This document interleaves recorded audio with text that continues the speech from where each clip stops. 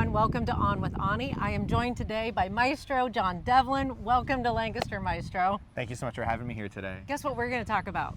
Lancaster Festival and all the great exciting things. And we are out here on property at the Wendell concert stage. So we're going to have a little chat with the Maestro here and get his take. This is his first year. So I want to hear, how did you prepare? What's got you pumped for this year's festival? Well, the first thing that I'm excited for is the music and the people that are going to hear it, because the thing that we're all gathering here for is the art that was going to be made by both the orchestra and all of the wonderful local and regional musicians that are coming to the festival to share with the Lancaster community. So this is my second day on site during the summer here, and only my second visit to this beautiful concert site. It's impressive, isn't it? It's so impressive. And the first time that I was here, it was the winter, and there was nothing here. And a little less impressive than yes. But Deb told me to use my imagination as she gave me the tour. But today, I don't have to use my imagination because, boy, it's exciting to see it all come together. It is, and you're going to hear some noises in the background, but everybody is here.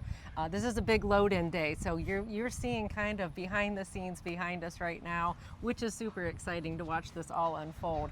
So as you were, you come to us from Wheeling, West Virginia, right? That's right. So not that far away. What has you most excited about hopping up on that stage and directing the orchestra and the national acts that are joining us this year? That's right. Well, we have over 60 orchestra members coming from symphonies across the United States, and I haven't made music with them yet. So for me, the first rehearsal for the orchestra is tomorrow afternoon, and that's the thing that I'm looking forward to most this week, is seeing what that's going to feel like, connecting with those musicians as we prepare for our opening night concert on Thursday night of this week. That is so exciting. So I'm not sure if you know, but I don't know. We might have to put this up on the screen as an answer to the question, but what's the furthest place one of our musicians is traveling from? Do you know that? Oh, there's a list on our website of all of the places that these musicians make music. But they're far and wide, and people are coming right? from as far away as California, or up in the Northeast, in Maine and New Hampshire and Boston. And so this is truly a national orchestra right here in Lancaster, Ohio, and that's part of what makes this so special. And for me, you can imagine I'm going to make a lot of new musical friends this summer. That is so awesome. So let's talk about the national artists that are joining us, because you've been working with them and helping to prepare for them playing with the orchestra. Talk to us about that. That's right. One of the best gifts of collaborating with these visiting guest artists is that they get to bring a collaborative spirit to what the LFO does under my guidance, and we marry the two things to present a concert that I think is going to be special for everyone.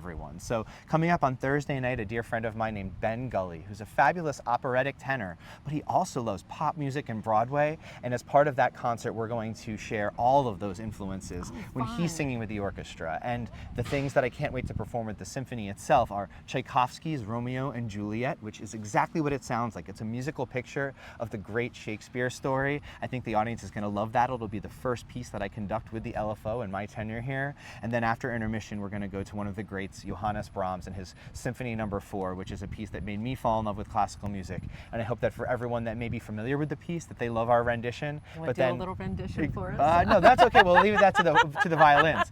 But then I think that some people who are coming to classical music for the first time, perhaps at that concert, I love to explain it, give everybody accessibility points so that they can listen to the music with an understanding of what they're about to encounter. So that's the first concert, and we're really looking forward to that. And then 2 days later, we'll be right here as we welcome the first Saturday night guest artist, which is Gary LaVox, famous for being the frontman of Rascal Flatts. And he's from right here in this area. He's a Columbus guy, and he cannot wait to perform with the symphony. And then 2 nights after that, we're going to come back and do a concert that's new under my tenure, which is this Broadway-style concert where we have 2 big Broadway stars, a longtime collaborator of mine and one of my dear musical friends, Morgan James, and then someone with whom I'm collaborating for the first time named Michael Maliakel, who's currently the star of Great Gatsby on Broadway. Oh, fun. So the program for that is 20 songs, all of which are love songs in some way or another. Some of them have been on Broadway? Oh yeah, these are going to be ones that everyone's going to recognize from things like Wicked, West Side Story, The Music Man, Oklahoma, and we think that this is just going to be a beautiful night out for friends and family, and it's nice, I think, to have some family-style programming that features the orchestra at the center of everything that we're doing along with these Broadway stars. That's awesome. Talk to us about the finale. Yeah, and then the finale, normally you have one headliner, but on the finale concert this year, we're going to have 2.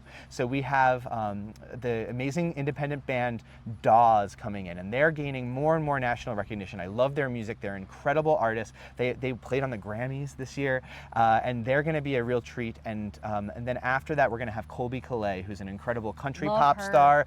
You're going to recognize lots of her music, and I have to shout out Alex Burko, who is a friend of mine and a composer, and he wrote the music that the orchestra will perform with all three of our big stars. So that's he's done a awesome. fantastic job. I can't wait for everyone to hear all of those headliners plus the LFO. That's so cool. All right, so we've teased a little bit about what's soon to come here. Get your tickets. You can do that online. Don't wait till the night of, but you can do that if you want to as well. But Maestro, you have anything else you want to share with our viewers before we leave them? I sure do. The first thing I want to say is a big thank you to the founding music director of the festival, Gary Sheldon. Yes. I'm walking in many decades of his beautiful leadership to bring the LFO to the level that it is now and to the festival. And so I want to say an especial acknowledgement towards Gary for my first year walking in his footsteps. And then I also want to thank the incredible board of directors, the staff, and the volunteers that make the Lancaster Festival what it is. It's a special group. It really is. And I went to Rotary this morning, for example, and almost every single person there had either served on the board of directors or volunteered at the festival. It's all about community, and we can't wait to get started in just 2 days' time. That's awesome. Okay, well, thanks for joining us today, and thanks to everybody else for tuning in.